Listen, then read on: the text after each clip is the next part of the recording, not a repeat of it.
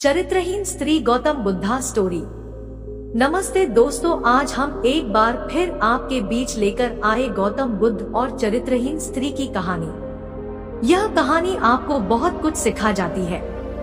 हमें उम्मीद है कि यह कहानी वाकई में आपको बहुत अच्छी लगेगी। तो चलिए शुरू करते हैं आज की कहानी। एक बार गौतम बुद्ध कुटिया के बाहर बैठे हुए थे और उनका एक शिष्य फूल के पौधे को पानी सींच रहा था। तभी अचानक उनकी नजर गौतम बुद्ध पर पड़ी। शिष्य ने देखा कि गौतम बुद्ध मुस्कुरा रहे हैं। शिष्य तुरंत गौतम बुद्ध के पास आया और उनके मुस्कुराने का कारण पूछा तो बुद्ध ने बताया, शिष्य बस मैं मानव परीक्षण करने की सोच रहा था, चलो आज मानव परीक्षण करते हैं।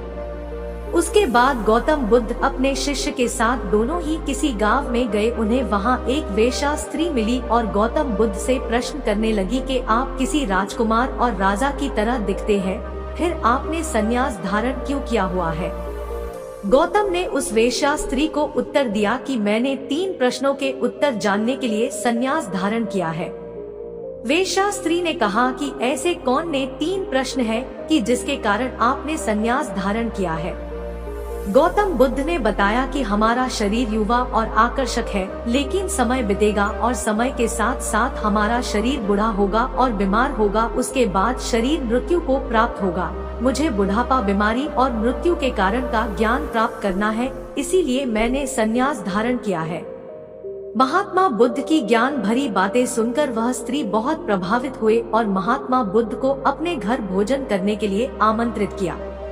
जैसे ही यह बात उस गांव वालों को पता चली तो गांव वाले महात्मा बुद्ध के पास आकर कहने लगे कि आप उस स्त्री के घर न जाएं, क्योंकि वो स्त्री चरित्रहीन है। महात्मा बुद्ध ने गांव के सरपंच को बुलाकर पूछा कि क्या यह सच है कि वो स्त्री चरित्रहीन है? सरपंच ने भी बुद्ध को बताया कि महात्मा, इन गांव वालों की बात सत्य है, वो स्त्री चरित्रहीन है। और तब महात्मा बुद्ध ने सरपंच का एक हाथ पकड़कर कहा, सरपंच जी अब आप ताली बजाकर दिखाओ। तो सरपंच को आश्चर्य हुआ और कहा कि ये तो असंभव है, एक हाथ से ताली कभी नहीं बजती।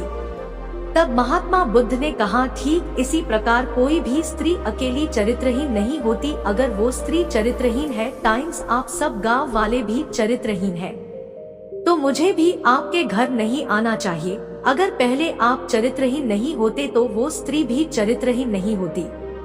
महात्मा बुद्ध की बात सभी गांव वाले बुद्ध के सामने झुक गए और अपनी भूल की माफी मांगने लगे।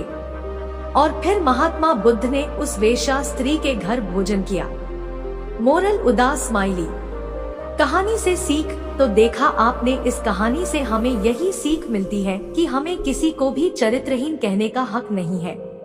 उससे पूर्व अपने आप में देखना है कि हम पूरी तरह पवित्र हैं, क्या हम चरित्रहीन नहीं हैं। पहले हमें तन मन से पवित्र रहना चाहिए, उसके बाद दूसरों को चरित्रहीन कहना चाहिए। धन्यवाद।